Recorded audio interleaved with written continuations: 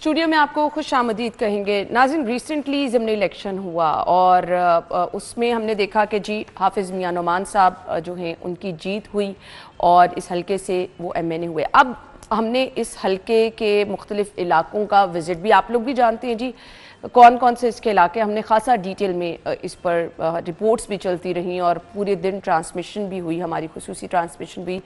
आज हमने बात करनी है कि इलाके के मसाइल जो अब हैं वो क्या हैं, उनके हवाले से प्लान क्या होगा और इस इलाके के जो दरीना मसाइल थे वो किस तरह से हल किए जाएंगे। क्योंकि आज हमारे साथ बहुत ही स्पेशल मेहमान मौजूद है। मैं तारुफ कराना चाहूँगी, एमएनए हाफिज़ मियां नोमान साहब ने हमें ज्वाइन किया है, उन्हें अपने प्रोग्राम में खुश आमदीद कहेंगे। अस्सलाम वालेकुम सर। वालेकुम सलाम। पहले तो बहुत बहुत मुबारकबाद आपको जी, थैंक यू वेरी मच। कैसा मुकाबला रहा? उम्मीद थी कि आप जीत जाएंगे?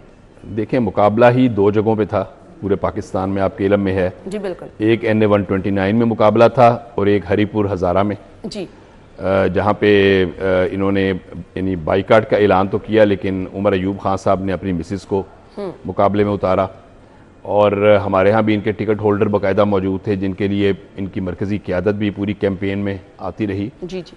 तो अल्लाह ताला की मेहरबानी से फिर आपने देखा कि हमने भरपूर मुकाबला किया है और हमारी आवाम ने, माओ बहनों, बेटियों ने, बुज़ुर्गों ने एतमाद का इजहार किया, नौजवानों ने एतमाद का इजहार किया अल्हम्दुलिल्लाह PMLN के ऊपर, नवाज़ शरीफ के विजन के ऊपर, मरीम नवाज़ की कारकर्दगी के ऊपर और जो वज़ीर आज़म पाकिस्तान शहबाज शरीफ साहब जिस तरह मुल्क को तरक्की की तरफ गामजन कर रहे हैं, उस हवाले से एक लोगों का जो ट्रस्ट है बुनियादी तौर पर वो सामने आया है अल्हम्दुलिल्लाह।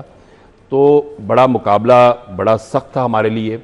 ये वो NA था जो 2018 में छीना गया था PMLN से, जब एक फ़ैसला किया गया था कि जी हमने लाहौर में डेंट डालना है और NA 129 और NA 130 को जो अब जो NA 128 है जी, इनको टारगेट किया गया था कि जी हमने ये दो NA जो हैं ये PMLN से लेके तो हमने PTI को जो एक नई तख्लीक थी उनको देने हैं। तो उस हवाले से 2018 में ये एक सिलसिला शुरू हुआ, लेकिन अहले इलाका ने देखा कि 2018 के बाद इलाके को टोटल इग्नोर कर दिया गया। जो उस ज़माने में MNA मुंतखब हुए वो मुड़कर दोबारा उस इलाके में गए ही नहीं। उनको किसी ने ना उन्होंने लोगों से मुलाकात की, ना उन्होंने लोगों की दाद रसी की। एक एक घर में कई कई मसाइल होते हैं, लोगों के इनफरादी मसाइल भी होते हैं, इज्तिमाई मसाइल भी होते हैं। 4-5 साल का एक बड़ा ही लंबा गैप आ गया, डेवलपमेंट के कामों का, इनफरादी मसाइल भी जमा हो गए और लोगों का बहसीत मजमूई जब इस तरह का रुझान होता है कि आप लंबा अरसा इलाके को इग्नोर करते हैं तो लोग बहसीत मजमूई एक तासुर पैदा हो जाता है कि सारे सियासतदान ही गलत एक जैसे, बिल्कुल, बिल्कुल। यानी ये एक जैसे हैं और ये एक लोगों का डिस्ट्रस्ट पॉलिटिक्स के ऊपर हो जाता है कि जी हमें तो पूछने वाला ही कोई नहीं है, हमारे तो मसाइल हल करने वाला भी कोई नहीं है। तो आज अल्लाह ताला की मेहरबानी से अब जब दोबारा अवाम में गए हैं, हमने ये 2024 का जो इलेक्शन हुआ उसके बाद मैंने एक दिन भी हम घर नहीं बैठे। हमने कॉन्स्टिट्यूंसी के अंदर भी जाकर मीटिंग्स की, फैमिलीज़ के साथ मीटिंग्स की हमने। इसके अलावा मेरे 2 दफ्तर ऑपरेट करते रहे, मैंने हज़ार लोगों के वहाँ मसाइल हल किए। फिर जो सबसे बढ़कर जो मरीम नवाज साहबा का जो लाहौर डेवलपमेंट पैकेज है उसने एक बड़ा तारीखी रोल प्ले किया है, क्योंकि देखें यहाँ पर इलेक्शन तो अल्लाह की रज़ा से आया है, बिल्कुल अल्लाह की मर्जी से आया, वरना इलेक्शन तो 5 साल के बाद होना था, अल्लाह का हुक्म आ गया। अब ये जो प्रोजेक्ट थे ऑलरेडी पाइपलाइन में थे और मुझे याद है जब जुलाई में ये कैंपेन शुरू हुई तो तकरीबन आधे से ज्यादा इलाका खुदा हुआ था। ऐसे ही है, बिल्कुल ऐसे। और हर जगह डिगिंग हुई थी, जगह जगह डेब्रीज पड़ी हुई थी, जगह जगह पर कुछ कहीं पर सीवर का काम हो रहा है, कहीं पर वाटर सप्लाई का काम हो रहा है, कहीं पर लेस्को की तारों के गुच्छे तब्दील हो रहे हैं, कहीं पर ट्रांसफार्मर लग रहे हैं, कहीं पर गैस पाइप लाइनों काम हो रहे हैं। तो हमने फिर कोशिश की कि इस काम को स्पीडअप करके जो ऑलरेडी स्कीमें चल रही थी, हमने कहा कि इनको स्पीडअप किया जाए, लोगों को एक रिलीफ दिया जाए।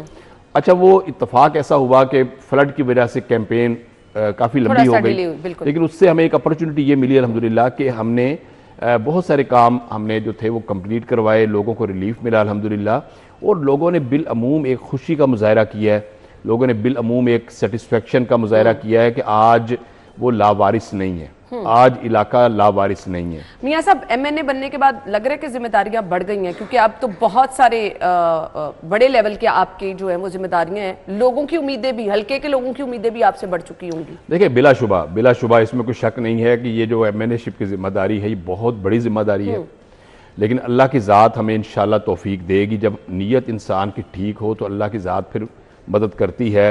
और अल्लाह की रहमतें नाजिल होती हैं। हमने नीयत यही की है कि हमने अल्लाह की रज़ा के लिए काम करना है और जो वादे किए हैं हमने इंशाअल्लाह ताला उनके ऊपर पूरा उतरना है। लोगों के इनफरादी मसाइल भी हल करने हैं, डेली की बुनियाद पे पब्लिक से रब्ता भी रखना है। मुलाकात कर रहे हैं अभी भी उसी तरह लोगों से? मेरा ख्याल है कुछ 4 से 5 हज़ार लोगों से मैं इलेक्शन के बाद अब तक मुलाकात कर चुका हूँ। अच्छा। और अभी परसों रात को भी आप देखा कि 1.5 से 2 हज़ार की गैदरिंग थी। बहुत बड़ा एक प्रोग्राम हुआ है हमारा ये स्कीम मोड के ऊपर, जो बहुत बड़ी मार्की है, वहाँ पे 1.5 से 2 हज़ार की गैदरिंग थी। तमाम लोगों से हम मुलाकात कर रहे हैं। हमारे ऑफिस, मेरा ऑफिस जो है मुल्तान रोड वाला, वो बिल्कुल फंक्शनल हो गया है। इंशाल्लाह मेरा जो दूसरा ऑफिस है 90 शारी कायदा आज़म, वो भी तैयार हो रहा है। वहाँ पर भी हम लोगों की दाद रसी करेंगे, लोगों के मसाइल को हल करेंगे। यहाँ पे देखिए 2 तरह के मसाइल होते हैं। सियासत क्या है कि आपने एक एक घर के कई कई मसले हैं, बिल्कुल आपने उन मसाइल को भी एड्रेस करना है। इंडिविजुअल लोगों को जहाँ पर फैसिलिटेट करने की ज़रूरत है, बहुत सारे सरकारी महकमों में नेगलिजेंस की वजह से लोगों के काम बर वक्त नहीं हो पा रहे होते, लोग उसके लिए दादरसी चाहते हैं, लोग फ्रस्ट्रेशन का शिकार होते हैं। तो हमारी जिम्मेदारी है कि हम इस फ्रस्ट्रेशन को रिड्यूस करें, बिल्कुल इस फ्रस्ट्रेशन को कम करें। तो इंशाल्लाह ताला हमने वो भी करना है। और इसके अलावा जो इज्तिमाई काम है, अब जो इज्तिमाई, आपने भी बड़ा सर्वे किया, आपकी रिहाइश भी उसी इलाके में है और आपका जो चैनल है वो इलेक्शन डे पे भी सर्वे करता रहा, बल्कि बहुत पहले से आपका जो चैनल था उसने मुख्तलिफ आपके जो एंकर्स थे वो गली गली गए, वहाँ पे जाके लोगों के मसाइल आइडेंटिफाई किए, हमने वो सारे नोट कर लिए और हमारे बिल्कुल फिंगर टिप्स के ऊपर इस वक्त इलाके के मसाइल हैं। तो हमारी अब ये कोशिश होगी कि इंशाल्लाह आइंदा आने वाले दिनों में जल्द से जल्द इन मसाइल को हल कर दिया जाए। ठीक हो गया। मियां साहब, सीएम साहिबा से मुलाकात हुई, प्राइम मिनिस्टर साहब से मुलाकात, स्पेशल टास्क दिया गया? देखें, अभी तो बुनियादी तौर पर तो अभी मुलाकातें हुई हैं, खैर सगाली की मुलाकातें हुई हैं और प्राइम मिनिस्टर साहब से बड़ी ज़बरदस्त मुलाकात हुई। उसके अंदर डिटेल से गुफ्तगू हुई है, इलाके के मसाइल के हवाले से बात हुई है। हमने उनको कहा कि यहाँ पर मुख्तलिफ जो सर्टेन एरियाज़ है वहाँ पर फंडिंग की ज़रूरत है। हमने बिजली की तारों को के गुच्छे ख़त्म करके हमने इंसुलेटेड वायर जो है इंशाल्लाह ताला हमने गलियों में लेके आनी है। हमने ज़ेरे ज़मीन जो हमारा निज़ाम है उसको भी ठीक करना है, ऊपर का निज़ाम भी ठीक करना है। हमने अपनी गलियों को नीट एंड क्लीन करना है, लोगों का रिहायशी जो मयार है उसको बेहतर बनाना है, मयार ज़िंदगी को ठीक करना है। अच्छा, उसके लिए ज़ाहिर है फेडरल गवर्नमेंट की फंडिंग रिक्वायर है। उन्होंने बड़ी मेहरबानी की है, उन्होंने फौरी एग्री किया है और कुछ फंडिंग रिलीज भी हो रहे हैं फंड्स इंशाल्लाह ताला। बड़ी जल्दी लोगों को ठंडी हवाएं आएंगी इंशाल्लाह इस इलाके के अंदर। और हमने गली गली हमने टारगेट ये किया है कि कोई गली ऐसी ना हो जिसमें लोगों की खुशी जो है, देखिए फ्रस्ट्रेशन से लोगों को निकालना, टेंशन से निकालना, अपनी माओं को, बहनों, बेटियों को, अपने बुजुर्गों, नौजवानों को, ये असल में बुनियादी चीज है कि लोग महसूस करें कि यार दे आर प्रोटेक्टेड, ये वो एक महफूज मुआशरे का हिस्सा है। और अगर वो कोई बात करते हैं तो फौरी उस पर मसाइल हल होते हैं, मसाइल एड्रेस होते हैं, कुछ सुनने वाला, कहीं सुनवाई हो रही है। सर, अगर बैठ के कोई आपको यही तसल्ली दिला देना कि आपका ये काम हो जाएगा तो काफ़ी हद तक मसला हल हो जाता है। मुझे ब्रेक का कहा जा रहा है, वापस आएंगे तो कुछ बुनियादी आवाम के इशूज़, जी अब लेस्को से रिलेटेड मसाइल हैं या फिर स्विच गैस से रिलेटेड, ये वो चीज़ें हैं जो रोज़ाना आप जिनका वास्ता आपसे पड़ता ही पड़ता है, बट यहाँ पर लोगों को इशूज़ हैं। तो मियां साहब से पूछेंगे कि इस पर किस तरह से काम किया जाएगा। हम ब्रेक के बाद आएंगे। स्टे विद अस।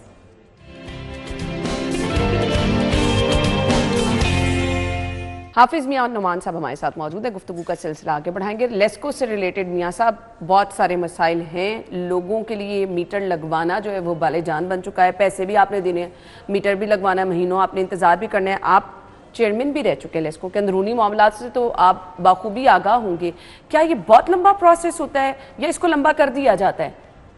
देखिए, जब मैं लेस्को का चेयरमैन बना तो ये बड़ी एक हिस्टोरिकल यानी ये चीज़ एक बन गई। अब उस वक्त जो पेंडेंसी थी, चूँकि नियाजी साहब की गवर्नमेंट ख़त्म हुई थी, ये पीडीएम गवर्नमेंट आई, तो सिंगल फेज मीटर लगाने की पेंडेंसी 11 मंथ पे थी, यानी जो अप्लाई करता था उसका 11 महीने बाद मीटर लगता था।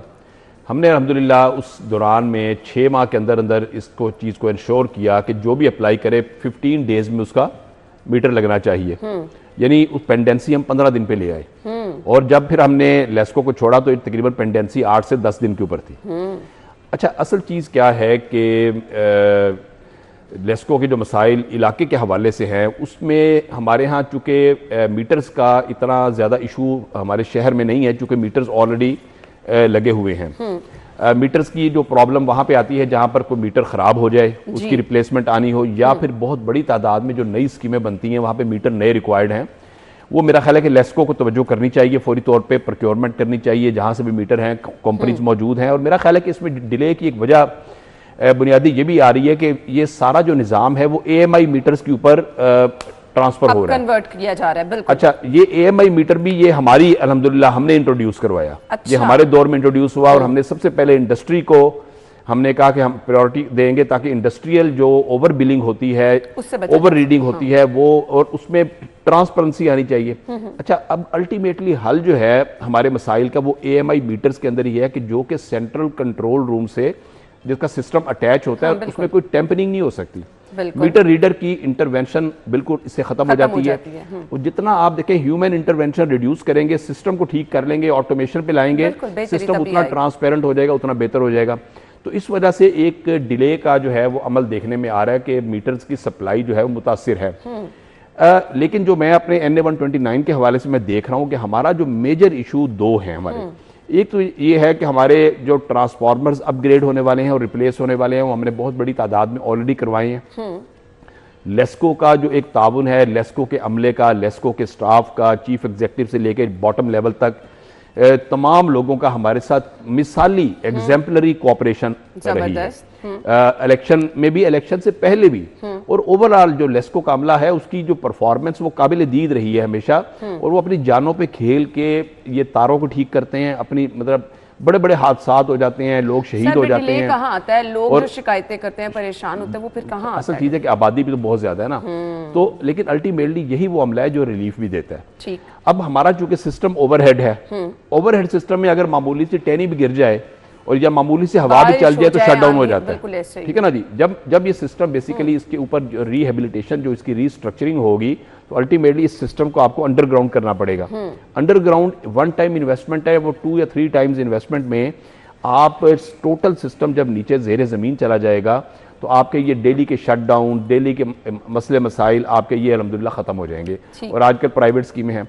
अब जो हमारा NA है इसके अंदर जो मेजर इशू क्या है कि एक तो ट्रांसफार्मर्स की जो अपग्रेडेशन है वो अल्हम्दुलिल्लाह मुसलसल, उससे जो बढ़ के आगे जो हमने इलेक्शन के अंदर भी एक बहुत बड़ा वादा किया है कि हमने इंसुलेटेड वायर डलवानी है अपनी गलियों में, जो तारों के गुच्छे हैं, जो खस्ता हाल, जहाँ पे हमारी बहनों, बेटियों और नौजवानों को करंट लग जाता है, जहाँ पे बड़ा डेंजरस, यानी हम देखता हूँ कि हमारी गलियां बड़ी बदनुमा लगती हैं।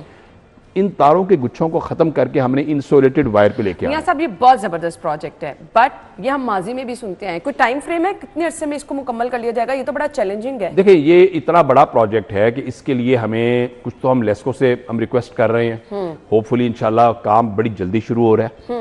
हम फेज आउट करके पूरे NA को फेज आउट करेंगे, फेज 1, फेज 2, फेज 3, हम इसके 18, 20, 25 फेज बनाएंगे। अल्टीमेटली जाहिर है कि एक सिस्टम से, एक रिदम से काम होना है। कुछ हम फेडरल गवर्नमेंट की फंडिंग लेके आ रहे हैं। हमें वज़ीर आज़म पाकिस्तान से मैंने रिक्वेस्ट की है कि आप स्पेशल फंडिंग दें जिससे हम ये वाला काम करवा सके। इस NA को हमने लाहौर के माथे का झूमर बनाना है। वाह, इंशाल्लाह। इसको इस NA में हमने अपनी बहनों और बेटियों के जहाँ पर रहती हों तो हमारी अपनी इज्जत का तकाजा होता है कि उनका मयार ज़िंदगी अच्छा होना चाहिए, यानी साफ सुथरी गलियाँ होनी चाहिए, नीचे वाला निज़ाम भी ठीक और ऊपर वाला निज़ाम भी ठीक। ये दोनों जो है तो हमारी फिर गलियां यूरोप गलियों से कम नहीं है अगर हमारे सिर्फ सफाई का निजाम ठीक हो जाए। अगर इस तरफ निशानदेही किया ना तो मुझे लगता है कि मुख्तलिफ इलाकों में जो पार्क्स है ना वहाँ पे भी खवातीन को सहूलियात देनी चाहिए। फैमिली पार्क्स में कुछ ऐसी चीज़ें हमें प्रोवाइड ज़रूर करनी है कि खवातीन जो हैं वो आसानी से जाएं, वॉक करनी है, एक्सरसाइज करनी है। बहुत सारी ऐसी स्पोर्ट्स ग्राउंड है हल्के में जो कि ख़त्म हुई हैं, उनको बहाल करना भी ज़रूरी है। मियां अच्छा, ये बड़ा अहम तरीन आपने ये जो बात की है कि हकीकतन सब्जाजार का इलाका वाकई सब्जाजार है। अच्छा, मैंने लेडीज पार्क सब्जाजार वाला बाहर बेगम कुलसूम नवाज का नाम लिखा है, तो अंदर उसकी मैंने खुद CM साहिबा से यहाँ रिक्वेस्ट की थी कि वहाँ पर जब बेगम कुलसूम साहिबा का नाम लिखा तो मैं चाहती हूँ कि वो खवातीन के लिए मिसाली पार्क। मैं पिछले दिनों वहाँ पर गया हूँ और सब्जाजार में सिर्फ एक वो पार्क नहीं है, वो लेडीज पार्क, वो बहुत आला फैमिली पार्क्स मौजूद हैं। गुलशन राबी के अंदर पार्क्स मौजूद हैं, समनाबाद के अंदर हैं, अल्लामा इकबाल टाउन के अंदर हैं। हमने इनकी टोटल रीस्ट्रक्चरिंग करनी है इंशाल्लाह। इसके अंदर जो PHA की जिम्मेदारियां हैं, PHA अपनी जिम्मेदारियां अदा करेगा। उनकी बाउंड्री वॉल्स होनी है, ग्रिल्स लगनी है, प्लांटेशन है, लैंडस्केप है, एक फैमिली का माहौल देना है। वहाँ पर कई पार्क्स के अंदर वो नशई आके बैठ जाते हैं, उनसे हमने छुटकारा पाना है। इसको नीट एंड क्लीन करना है, वहाँ प्रोटेक्शन का इंतजाम करना है हमने। अच्छा, उसके अलावा हमने कुछ प्ले ग्राउंड्स भी हम आइडेंटिफाई कर रहे हैं कि जहाँ पर बच्चे गेम्स करें, स्पेसिफिकली बच्चों के क्योंकि ज़ाहिर फैमिली पार्क में गेम्स नहीं होती। जी बिल्कुल ऐसे। ये हमारा एक प्रोग्राम हमागीर है जिसमें स्पोर्ट्स कॉम्प्लेक्सेस हमने नए बनवाने हैं। अब सोडीवाल के अंदर जो हमने एक डंपिंग का एरिया था, तकरीबन 55 किनाल जगह है, वो हमने क्लियर करवा दिया है। आजकल वहाँ पर जो ये जो अपना एंटी एनक्रोचमेंट ड्राइव का जो सामान होता है वो वहाँ पर पड़ा हुआ है, वो हमने सारा ख़त्म करा के वहाँ पर डिग्री कॉलेज बराए ख़वातीन, गर्ल्स डिग्री कॉलेज हमने ऑलरेडी मंजूर करा लिया है और वो इंशाल्लाह ताला बड़ी जल्दी कंस्ट्रक्शन शुरू होगी। अच्छा, मुख्तलिफ एस्पेक्ट हैं। हॉस्पिटल्स के लिए हमने 2-3 जगह आइडेंटिफाई की हैं कि जहाँ पर तहसील हेडक्वार्टर लेवल के हॉस्पिटल हमने इंशाल्लाह ताला बनवा के देने हैं। ऑलरेडी हमारे 3 हस्पताल हमारे एनए के अंदर बड़े अच्छे काम कर रहे हैं। राना अब्दुल रहीम हॉस्पिटल सोडीवाल काम कर रहा है, सब्जाजार हॉस्पिटल काम कर रहा है, समनाबाद हॉस्पिटल काम कर रहा है, जी बिल्कुल। तीनों हॉस्पिटल। लेकिन हमने 2 हस्पताल मजीद, हमारा ज़ेन है कि ये हमारी इस टेन्योर के अंदर 2 हस्पताल मजीद बनने चाहिए।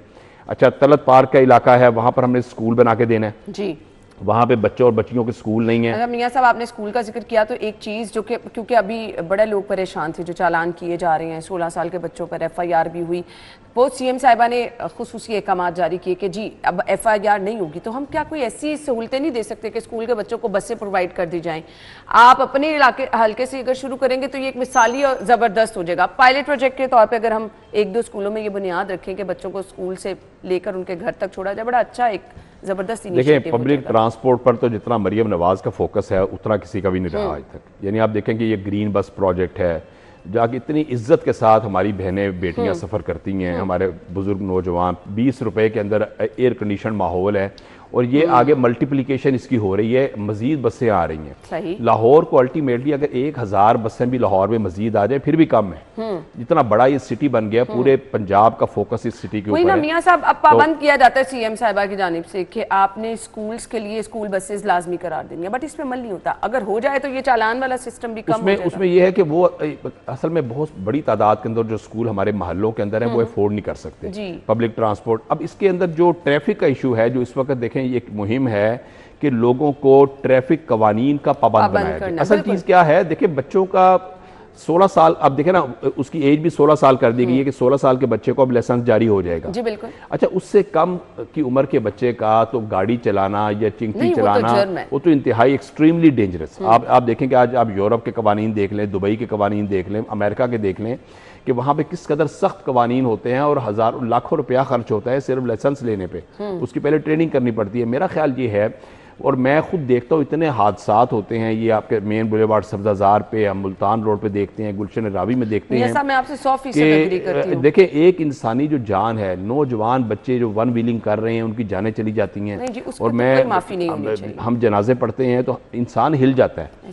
मेरा ख्याल ये है कि कवानीन की पाबंदी बहुत जरूरी है, ट्रैफिक कवानीन, और इसके ऊपर सख्ती भी जरूरी है। बट ऑल्टरनेट की मैं बात करूँ ना कि वो भी तो हुकूमत की जिम्मेदारी है ना। अब वो वालिदैन, हुकूमत की जिम्मेदारी ये है कि वो जो ट्रेनिंग जो सेंटर है वो बड़ा एनरिच होना चाहिए। बड़ी तादाद में बच्चों की ट्रेनिंग, यानी मोटर बाइक की ट्रेनिंग, गाड़ी की ट्रेनिंग, इवन के चिंची है, रक्षा है, उसका भी ट्रेनिंग सेंटर होना चाहिए जहां पे ट्रेंड होके लोग निकले और उनको लाइसेंस जारी किया जाए। आफ्टर ट्रेनिंग जारी होना चाहिए। ये हुकूमत की बड़ी बुनियादी जिम्मेदारी और हुकूमत इसको परफॉर्म कर रही है इस जिम्मेदारी को। और इसी वजह से एज लिमिट को भी 18 साल से कम करके, क्योंकि हमारे तो गलियों के अंदर 12-12 साल के बच्चे मोटर बाइक लेके फेर रहे होते हैं। ऐसे ही है। तो अब हमें उनको ये है ना कि हम सहूलत अगर ये दे दें सरकारी स्कूलों में कम से कम कि उनको अच्छी बसें, इलेक्ट्रिक बसें प्रोवाइड कर दी जाएं, ताकि वो उनके पास जवाब ही ना हो कोई रोड पे आने का। ये चीजें अगर हो जाए तो बड़ी आसानी। ये बड़ी अच्छी तजवीज़ है आपकी, बड़ी थैंक यू जी। अभी हम एक ब्रेक ले लेते हैं, ब्रेक के बाद आएंगे। कुछ गैस कनेक्शन के हवाले से बात करनी है, वो भी एक लंबी कतार है, लोग इंतजार कर रहे हैं, तो उस पर बात करेंगे। ब्रेक के बाद आते हैं।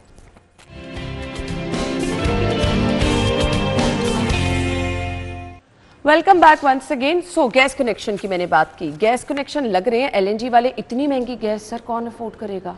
देखिए, बुनियादी तौर पे आपके पास जो नेचुरल गैस के जो ज़खायर हैं वो बहुत रिड्यूस हो गए हैं, और उसमें यह है कि जो इस वक्त गैस की प्रोडक्शन है हमारी, जो नेचुरल गैस की, वो 80% सिंध के अंदर है, 15% बलूचिस्तान, और पंजाब सिर्फ 5% प्रोड्यूस कर रहा है।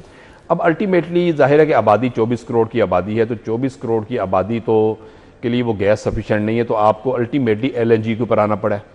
तो LNG जाहिर है जब आप खरीदेंगे और कतर के साथ आपका, और अभी कतर की गवर्नमेंट ने आपको बड़ा डिस्काउंट दिया है, सब्सिडाइज किया है, वो आपको बड़ी रियायती कीमतों पे वो LNG प्रोवाइड कर, लेकिन अल्टीमेटली आपकी नेचुरल गैस से इसमें सेम वही काम है जैसे बिजली का है। अगर आप बिजली हाइडल से बनाएं तो वो उसकी कॉस्ट कुछ और आती है, जब आप थर्मल पे आ जाते हैं तो उसकी कॉस्ट वो मल्टीप्लाई हो जाती है और उसकी रिड्यूस हो जाती है।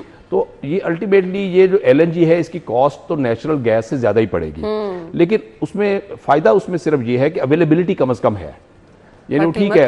तो सर ये स्लैब सिस्टम से भी लोग परेशान है ना, वो डिमांड एंड सप्लाई का जो निजाम है ना वो ऑटोमेटिकली लोग सेट कर लेंगे, लोग उसको फिर कंपेयर करेंगे बिजली से कि अगर आप अपने गीजर को इलेक्ट्रिक पे ले आए, अगर आप अपने कुकिंग रेंज को इलेक्ट्रिक पे ले आए, और अगर आपने LNG करना है तो फिर लोग उससे कंपैरिजन जब करेंगे तो फिर लोगों को एक सेटिस्फेक्शन होगी कि इसमें अब कॉस्ट इफेक्टिव क्या चीज आ रही है अल्टीमेटली। लेकिन अब अल्टीमेटली आप देखें कि जब तक हमारे नए ज़खायर दरियाफ्त नहीं होते, और इसके ऊपर बात चल रही है कि आपके बलूचिस्तान के इलाके में, हमारे पंजाब के कुछ इलाकों के अंदर गैस के वसी ज़खायर मौजूद हैं, तो अल्लाह करे कि वो जब एक्सप्लोर हों तो हमारी जो उसके अंदर जो कंजम्पशन के लिए वो काफ़ी हों, लेकिन सरेदस्त जो है वो LNG से ही हमें काम लेना पड़ेगा। इसके बाद इसके अलावा आपके पास ऑप्शन कोई नहीं ना है।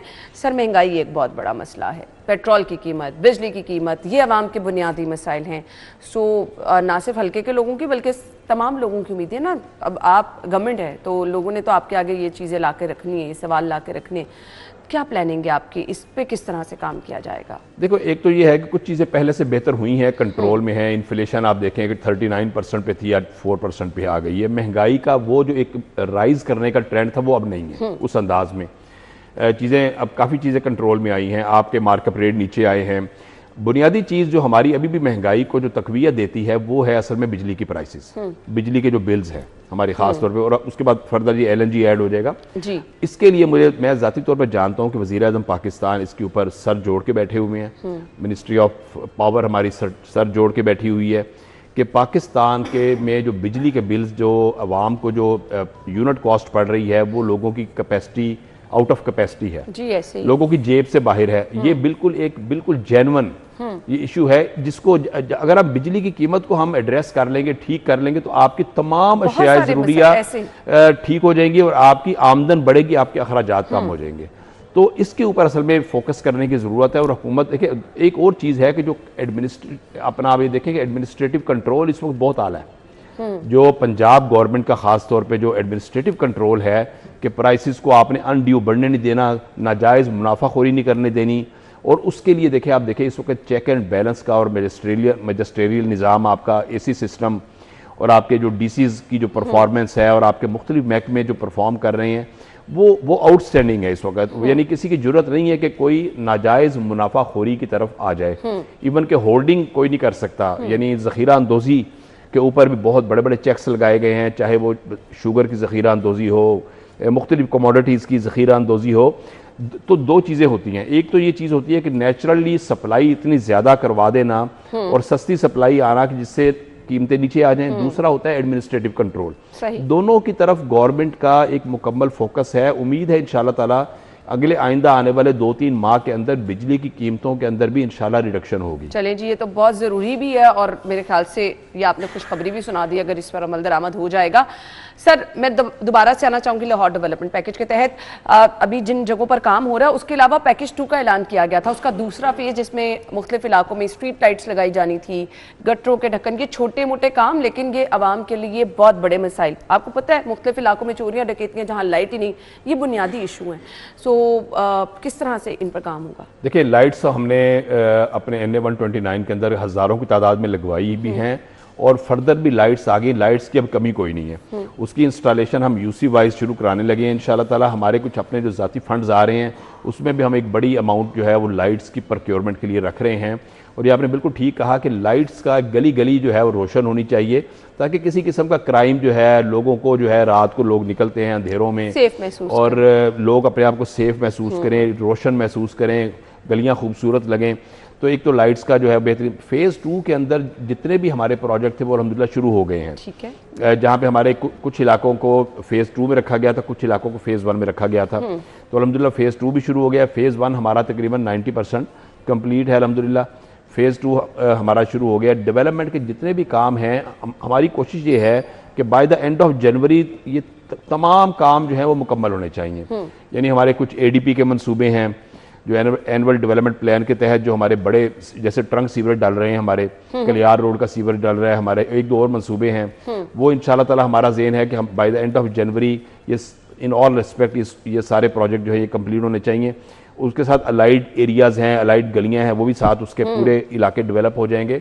तो ये जो डेवलपमेंट का काम है ये 2 से 3 माह का हमने टारगेट रखा हुआ है और उसके लिए बड़ी जल्दी 1-2 दिन के अंदर ही हम वासा की मीटिंग भी बुला रहे हैं, MCL की मीटिंग भी बुला रहे हैं, LDA की भी बुला रहे हैं कि जिसके अंदर हम टाइम लाइन्स ले रहे हैं। टाइम लाइन्स और टारगेट्स के साथ अब हमने काम करना है। यानी वो प्लानिंग हो जाती है ना, आप अपना काम अनलिमिटेड अब टाइम दिया नहीं जा सकता। इस वक्त आप देखें कि हुकूमत पंजाब ने जिस तरह टाइम लाइन्स की जो पाबंदी करवाई है और जो नए ट्रेंड सेट कर दिए हैं, ये ग्रास रूट लेवल तक इसके असरात अल्हम्दुलिल्लाह आ रहे हैं। बिल्कुल ऐसे और हमारे सारे महकमे जो हैं बड़े एफिशिएंटली, यानी वासा बहुत एफिशिएंटली काम कर रहा है, LDA काम कर रहा है, MCL काम कर रहा है, हमारी LWMC जो है आपका जो सफाई का निज़ाम बड़ा बेहतर हुआ है। इसमें मजीद हमने अभी बेहतरी लेके आनी है कि हमारे अभी देखें एक बहुत अहम तरीन जो मरियम नवाज साहबा ने ऐलान किया है, इतवार के दिन भी सफाई हुआ करेगी। जबरदस्त, बहुत अच्छी पहले होता क्या था कि इतवार को छुट्टी होती थी तो मैं गलियों में जाता था तो जगह जगह पर लोगों ने अपने वो शॉपर रखे हुए हैं, कूड़े के ढेर लगे हुए हैं। तो हमने फिर ये मरियम नवाज साहबा को बार बार ये इसरार किया और हमने उन तक ये बात पहुंचाई कि आप इतवार की छुट्टी भी जो है वो पार्शल ऑल्टरनेट डेज वाला फार्मूला करके तो आप उनकी छुट्टियां जरूर दें, आप जो वर्कर वहां काम कर रहे हैं, लेकिन ऑल्टरनेट डे पे और अब इसको एक स्टेप आगे करते हुए सुथरा पंजाब अथॉरिटी भी CM साहिबा ने बनाने की काम जारी कर दी है। सर मेरे पास टाइम कम है, खुली कचहरी वाला सिलसिला, आवाम से मुलाकात वाला सिलसिला, वो आपके दरवाजे खुले रहेंगे क्योंकि MPA MNA साहिबान से टाइम लेना पड़ता है, तो आपने अपनी आवाम के लिए अपने दरवाजे खुले रखे हैं कि आके आपसे मुलाकात करें? देखिए, मेरी सियासत की जो बुनियाद है वो राब्ता है कि राब्ता अगर ना हो तो आपकी कोई सियासत नहीं है, फिर आपकी बेस कोई नहीं है।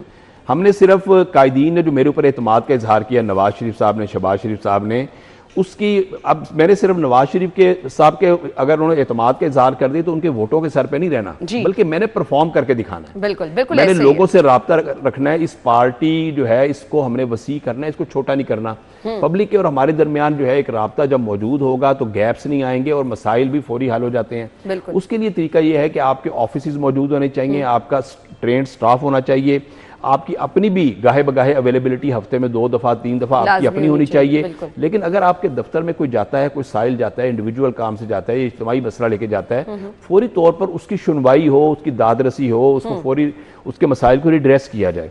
ये असल में सियासत की बुनियाद है। और इंशाल्लाह आप देखेंगे इस इलाके में मैं एक नया ट्रेंड सेट करूंगा। और अर्ली इन द मॉर्निंग, यानी आपको पता है कि मैं अर्ली राइजर हूं, मैं सुबह नमाज के बाद सोता नहीं हूं, मैं अर्ली राइजर हूं और मेरा दफ्तर सुबह 9 बजे खुलेगा। और क्योंकि देखें जो अल्लाह ने बरकत का टाइम है ना, ये काम करवाने वाला, ये 9 से लेकर 12 तक है बेशक। तो ये जो 3-4 घंटे होते हैं यहाँ इसमें काम हो भी जाते हैं। तो इंशाल्लाह ताला हमने ये ट्रेंड सेट करना है कि अर्ली इन द मॉर्निंग लोगों के कामों से फारिग हो जाना 12 बजे। चले जी, वी रियली होप कि इलाके के मसाइल हल होंगे तो लोग खुशहाल होंगे और मेरे ख्याल से फिर आपकी जिम्मेदारियां भी अच्छे तरीके से हो सकेंगी। Thank you so much, good luck, आपके टाइम का बहुत बहुत शुक्रिया। हम आपको ज्वाइन करेंगे ब्रेक के बाद।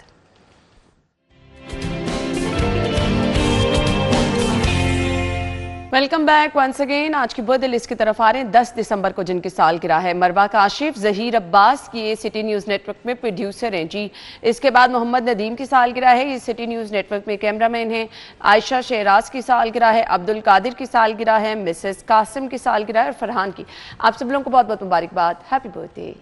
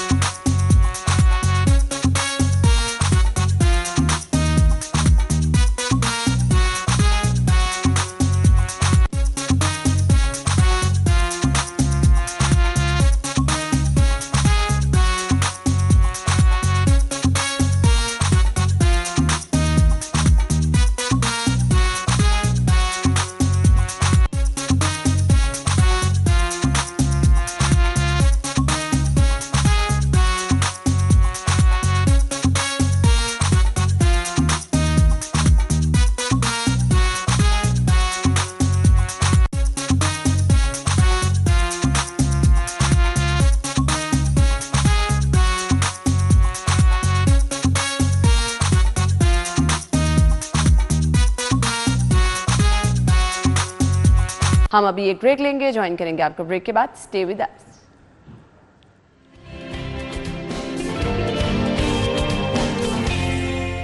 Welcome back. मौसम की सूरत हाल हमने आपको बतानी है जी, शहर का मौसम कैसा है आज और कैसा रहेगा आने वाले दिनों में।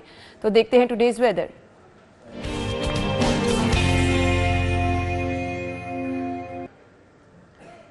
समरा फातिमा बाहर मौजूद है। समरा, आज का मौसम बताइए।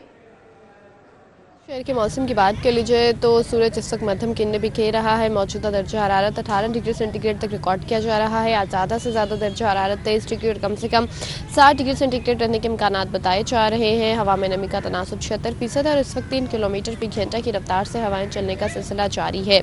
मौसम जो है वो खुश्क है और दिन और रात के औकात में खुनकी ज़्यादा महसूस की जाती है। दोपहर के औकात में दर्जा हरारत में मामूली इजाफा होता है, जिसके बायस खुनकी में जो है वो कमी देखने में नजर आती है। महकमा मौसमियात की जानिब से भी यही कहा जा रहा है कि आज सूरज और बादल के माबैन आंख मचोली देखने में नजर आएगी, लेकिन फिलहाल आज भी शहर में बारिश के कोई इम्कानात मौजूद नहीं है। मौसम इसी तरह से रहेगा। खुनकी और सर्दी में शाम के औकात में मजीद इजाफा देखने में नजर आएगा, जबकि इस हफ्ते के आखिर में बारिश के इम्कानात बताए जा रहे हैं। महकमा मौसमियात की जानिब से ये कहा जा रहा है कि अगर शहर में बादल बरसे तो खुश्क मौसम के साथ साथ शहरियों को फिजाई आलूदगी से भी रिलीफ मिल सकेगा।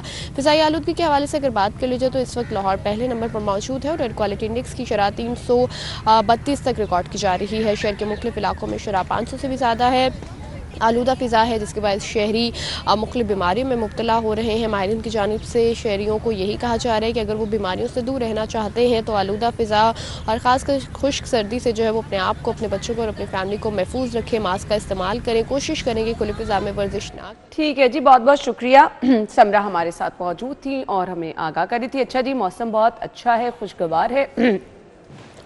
जेलानी पार्क में ज़बरदस्त फूलों की नुमाइश लगी है जी, आप जा सकते हैं और बहुत ही खूबसूरत नज़ारे हैं। और अभी वाला मौसम जो है आप इसको बहुत ज़बरदस्त तरीके से एंजॉय भी कर सकते हैं। इतलात के मुताबिक वहाँ पर हर टाइम रश भी बहुत ज़्यादा है और रात के टाइम ज़्यादा रश है जी। लोग फैमिलीज़ के हमरा आ रहे हैं, तो ज़रूर जाएँ। आप ही लोगों के लिए नुमाइश सजाई गई है। इसके साथ साथ जैसे कि समरा ने भी बताया, बारिश का इम्कान नहीं, लेकिन आने वाले दिनों में सर्दी की शिद्दत में इजाफा भी होगा। सो नाज़रीन, हमें आपसे इजाज़त चाहिए, लेकिन आपका फीडबैक हमारे लिए बहुत ज़्यादा ज़रूरी है। हमें फीडबैक ज़रूर दीजिए। अगर किसी खुसूसी टॉपिक पर आप चाह रहे हैं हम गुफ्तगू करें तो आप हमें सजेस्ट भी कर सकते हैं। अगर आप में कोई टैलेंट है तो अपना टैलेंट हमारे साथ शेयर कीजिए। हो सकता है आप हमारे मेहमान हो जी, आपको हम अपने शो में मदऊ करेंगे और आपसे हमारी स्पेशल गुफ्तगू होगी। इसके साथ साथ नाजरीन, बहुत ज़्यादा ज़रूरी जो चीज़ हमेशा रहती है जी, हम आपसे डिस्कस भी करते रहते हैं कि आपने टाइमली अपनी बर्थडे जो है वो हमारे साथ शेयर करनी है, ताकि टाइमली हम उसको प्रोग्राम का हिस्सा भी बना सकें। बहुत सारे लोग शिकायत करते हैं, हमारे पास जब लंबी लिस्ट आ जाती है तो मुश्किल हो जाता है जी हमारे लिए भी मैनेज करना। सो अपना फीडबैक ज़रूर दीजिए।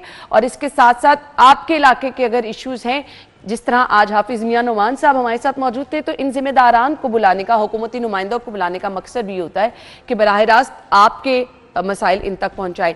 हम कॉल्स वाला सेशन भी इसीलिए रखते हैं कि जी जो आप बात करना चाह रहे हैं आप डायरेक्ट उन तक बात पहुंचा दें, ताकि आपका मसला हल हो जाए। तो इंशाल्लाह ये सिलसिला आगे भी ऐसे ही जारी रहेगा, बट आपका फीडबैक साथ साथ बहुत ज़्यादा ज़रूरी है। अपना बहुत सारा ख्याल रखिएगा। हमारी और आपकी मुलाकात कल सेम टाइम पर होगी। अल्लाह हाफिज़।